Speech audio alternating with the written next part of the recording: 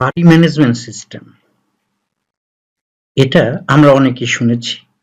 বাডি management system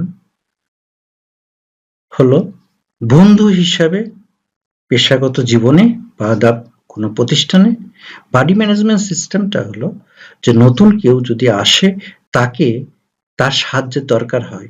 toilet কোন দিকে, কোন সময় লাঞ্চের সময়, কোন জায়গায় কি পাওয়া যায়, কোথায় এটা পাওয়া যায়, কোথায় গেলে ওটার সন্ধান পাওয়া যাবে।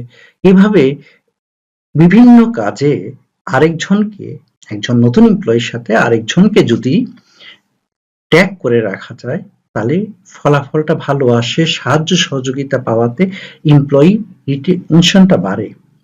মাহবুব সাহেব হল বিচক্ষণ একজন কোম্পানির নির্বাহী পরিচালক।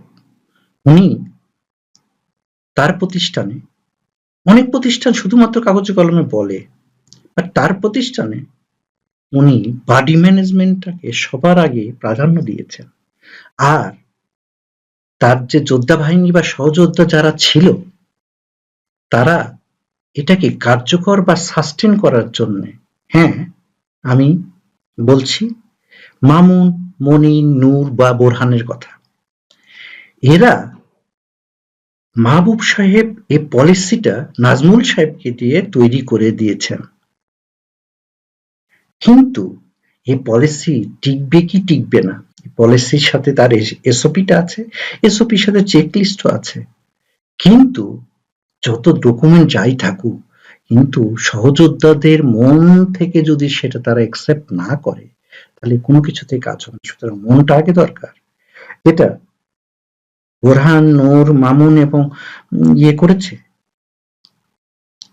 তারা কি করতো, তারা স্পেশালি সেই পলিসিটা তাদের মাথায় আছে, এসওপিটাও মাথায় আছে, সেই অনুযায়ী তারা সেটাকে ধারাবাহিকভাবে সবসময় নতুন এমপ্লয়ি আসলে নতুন এমপ্লয়ির সাথে তারা পুরাতন একটা এমপ্লয়িকে ট্যাগ করে দিত এবং সেটা তারা ফলো আপ করত।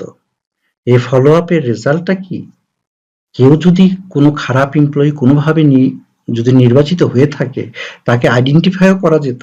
সুতরাং তার প্রবেশন পিরিয়ডের ভিতরেই তার বিরুদ্ধে ব্যবস্থা নেওয়া যেত। আইদার তাকে ট্রেনিং দিয়ে কারেক্ট করা হতো অথবা তাকে চাকরি থেকে বের করে দেওয়া হতো পলিসি অনুযায়ী, নিয়মতান্ত্রিকভাবে। পাশাপাশি তখন এমপ্লয়ি এখানে যে প্রথম অবস্থায় একজন এমপ্লয়ি যখন একটা প্রতিষ্ঠানে ঢোকে তখন সে কিছুই জানে না, তখন সবকিছুই অন্ধকার ঘরে সাপ, সারা ঘরে সাপ, কোথায় গেলে কি হবে সে একটা অথৈ সাগরে পড়ে। কিন্তু সেই সময় যদি বন্ধুর হাতটা কেউ বাড়িয়ে দেয়, মানে বাডি ম্যানেজমেন্ট যদি ঠিকভাবে কাজ করে তাহলে রিটেনশন বাড়বেই। হয়তো অনেক বড় বড় মাল্টিন্যাশনাল কোম্পানি এই জিনিসটা প্র্যাকটিস করে, ইউনিলিভার প্র্যাকটিস করে, হয়তো স্কোয়ার প্র্যাকটিস করে, কিন্তু লোকাল অনেক কোম্পানির ভিতরে এই জিনিস নাই। কিন্তু মাহবুব সাহেবের দক্ষতা আর তার এই যে বাহিনী, এই বাহিনীর আন্তরিকতা একে সাকসেসফুল করেছে এবং ব্যবসায়ীর রেজাল্ট আছে। সুতরাং এটা এইচআর এখানে বিজনেস পার্টনারের রোল প্লে করছে তার রোল, বর্তমান রোলের পাশাপাশি। সুতরাং কোনো পলিসি করলেই না, যে পলিসিটাই করেন চিন্তা ভাবনা করে করবেন, তার সাথে এসওপি, চেকলিস্ট এবং যাদের উপর দায়িত্ব দিচ্ছেন তারা যাতে সেই টিমটার মতো হয় যারা সবসময় এটাকে ফলো আপ করবে সাস্টেন করানোর জন্য।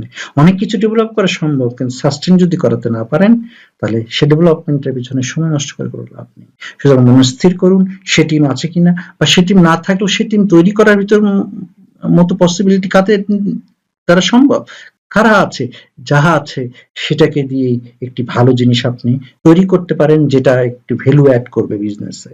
এভাবেই হতে পারেন আপনি একজন বিজনেস পার্টনার। সবসময় স্বীকৃতির আশা করবেন না, আত্মতৃপ্তি বড় ব্যাপার। সুতরাং সামনে থাকুন, চোখ রাখুন।